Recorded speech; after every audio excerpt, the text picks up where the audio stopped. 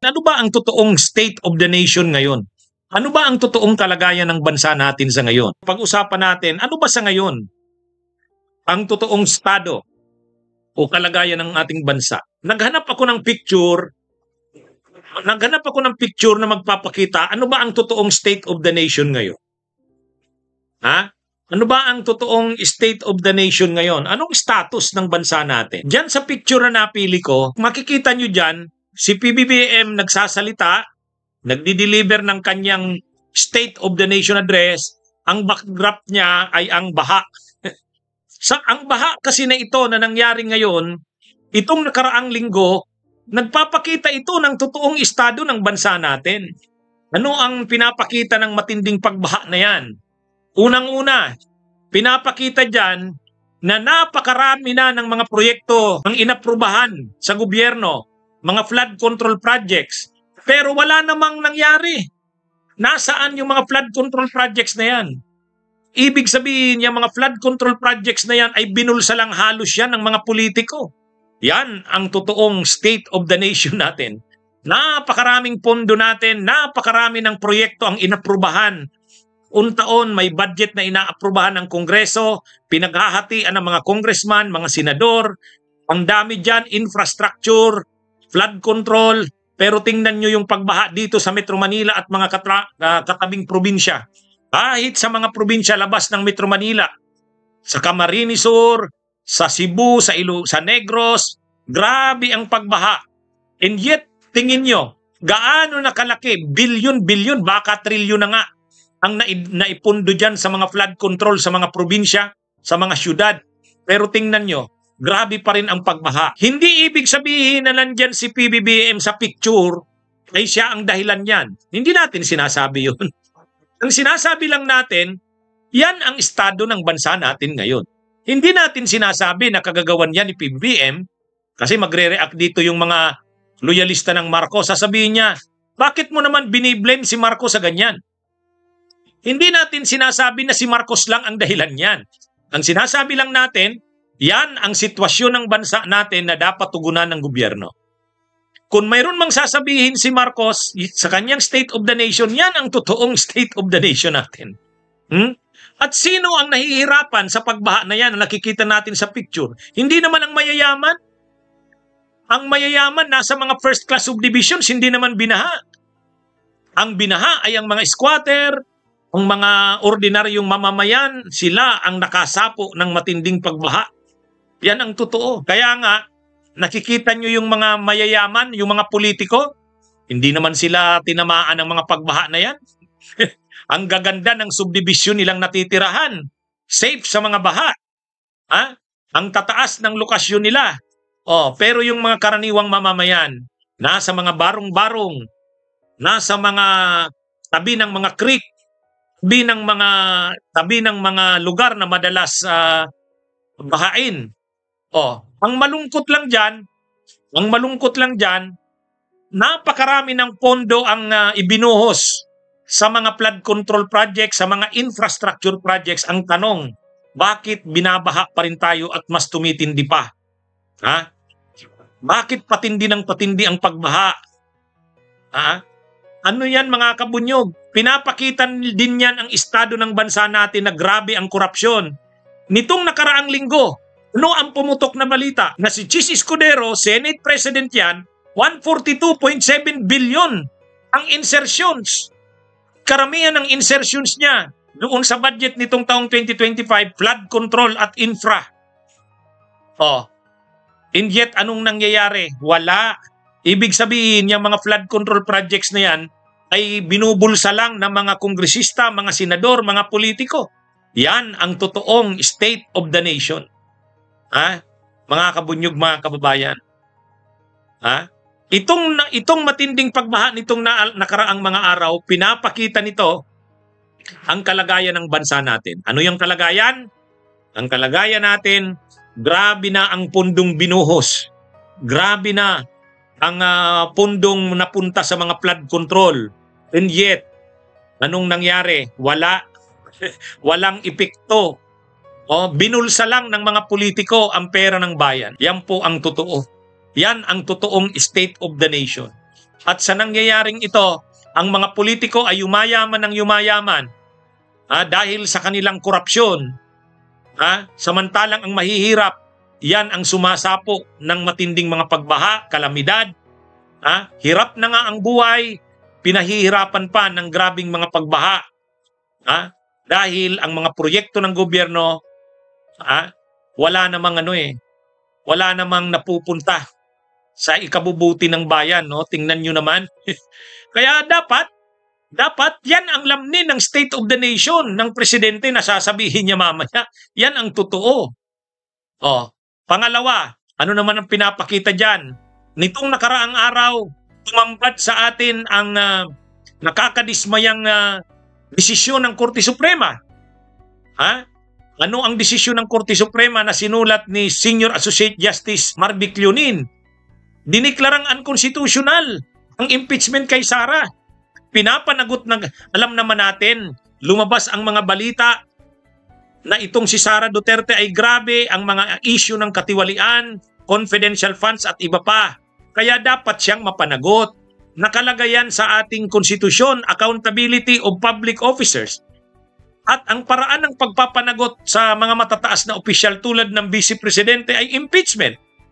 Ano ang ginawa ngayon ng Korte Suprema? Pinatay ang impeachment. Pinatay.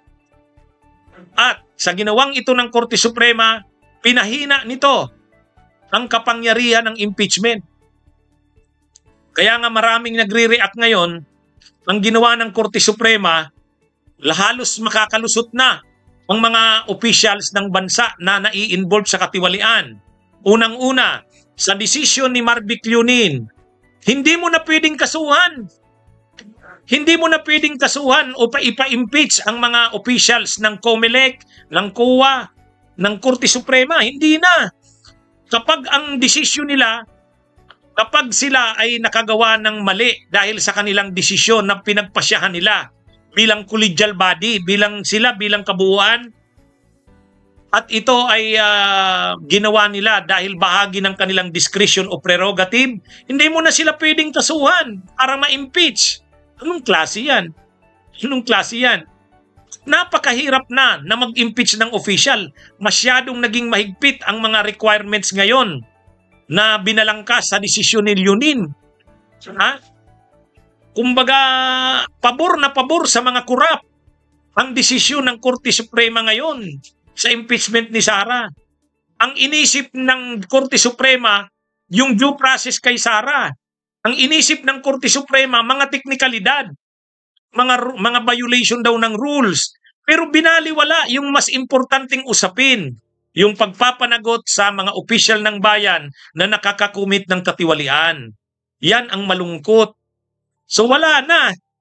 Kumbaga, sa halip na paboran ng Korte Suprema ang paghahanap ng katarungan, ang paghahanap ng pananagutan sa mga opisyal na tiwali ng bayan, ang pinaburan pa ng Korte Suprema ay ang mga tiwali. Pinapalibre ang mga tiwali. Paano na ngayon yung accountability of public officer? Sabi natin, public office is a public trust. Ngayon, hindi na. Wala na mga kabunyog. Yan ang totoong estado ng bayan natin.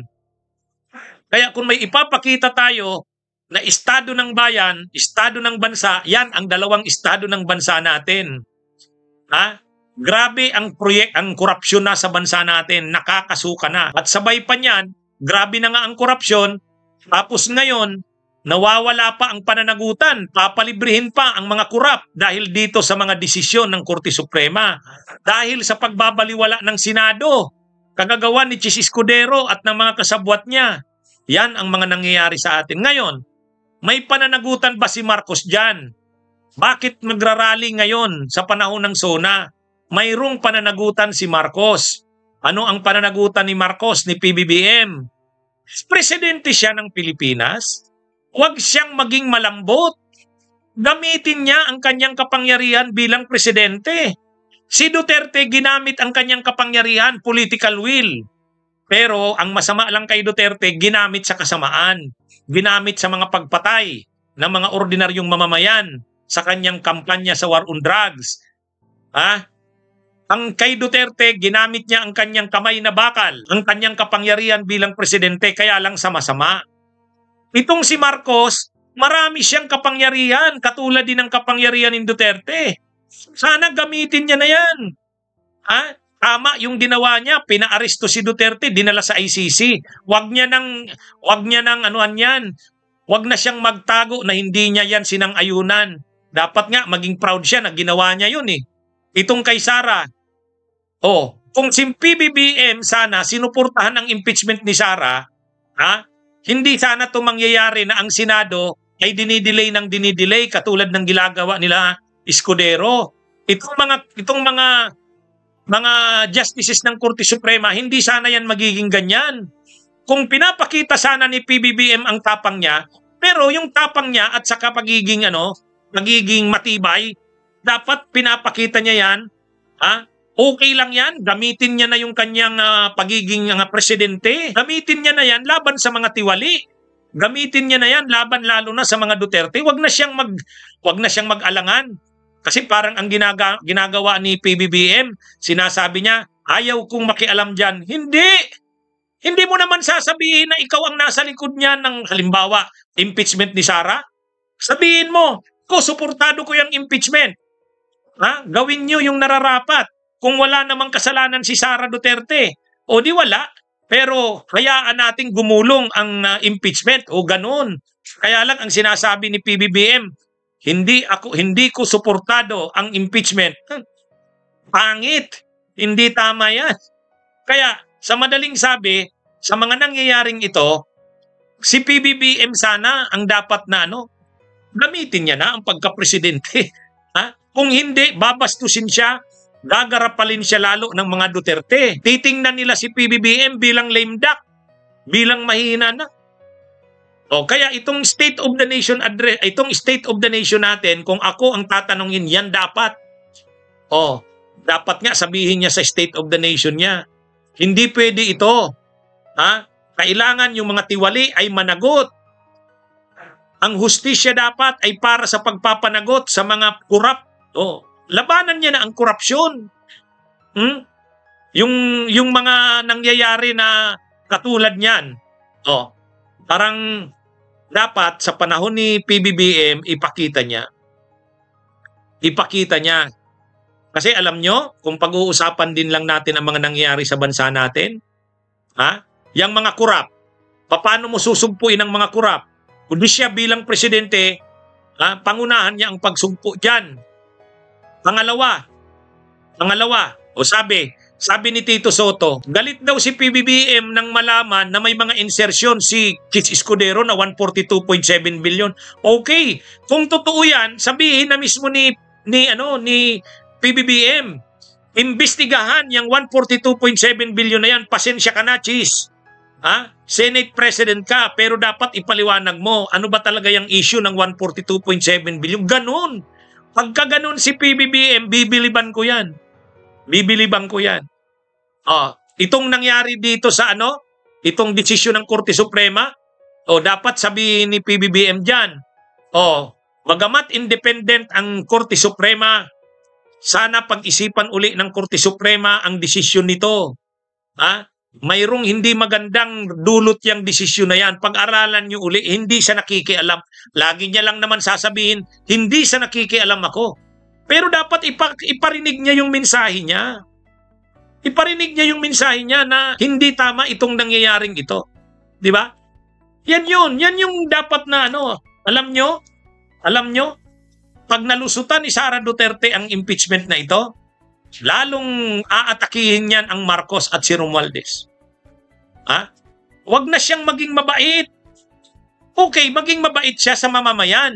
Pero pagdating sa mga kurap, pagdating sa mga Duterte lalo na, tama yan, huwag na siyang maging mabait. Inaabuso na nga siya. Di ba? Sa totoo lang, yan yung natin.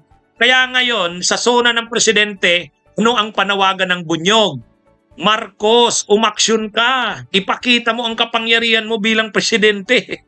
PBBM, tingnan nyo, kahit yung kapatid niya, binabasto siya. Kapatid mo, hindi aatin sa zona mo. Di ba? Anong klase yan? Tapos yung mga senador na hindi a-attend sa SONA niya, o di sabihin niya kay Chis Escudero, Senate President Chis, dapat yung mga nasa majority, dapat sinusuportahan yan ang programa ng administrasyon. Kung hindi rin lang susuportahan ang programa ng administrasyon, wag mong isama yan sa majority. Ano to mga kabunyog, mga kababayan? Si Duterte hindi malambot. Kaya lang sa mali ginamit ang tapang. Matapang si Duterte daw, Ano siya, kamay na bakal, pero ginamit sa masama. Si Marcos naman, sobrang bait. Ayaw makitunggali, ayaw niya. Masyadong ang problema ng Pilipinas, nangangailangan na itong talagang banggain mo. Banggain mo. Walang problema yan. Suportado ka ng mamamayang Pilipino basta't ang babanggain mo yung mali, yung utiwali. Yun. Bakit ka didistansya sa impeachment? Sasabihin ni PBBM, wala siyang pakialam sa impeachment. Hindi. Ano yan? Dapat ang presidente gumagalaw. Diba? Kung may gusto siyang isulong, dapat makarating sa Senado. Dapat sabihin sa mga senador. Yan yun mga kabunyog. Kahit yung si Romualdez, pinsan niya. Pag sa tingin niya yung mga ginagawa ni Romualdez mali, punahin niya rin. Ano ito mga kabunyog, mga kababayan? Nakakalungkot na nang nangyayari. Nakakalungkot na. Kailangan natin ng matibay na presidente. Ano yan mga kabunyog? Yan lang. Kung ako ang tatanungin nyo ng State of the Nation natin, yan yung State of the Nation natin. Yan yung State of the Nation natin. Okay, mga kabunyog, mga kababayan, magandang araw sa inyong lahat. Magandang araw. Bunyog, halikan na kasama ka. Bunyog, kapag buklod ay may pag-asa. Luzon, Visayas, Mindanao, isa ang pananaw. Sa bagong Pilipinas ang bunyog isisigaw. Bunyog.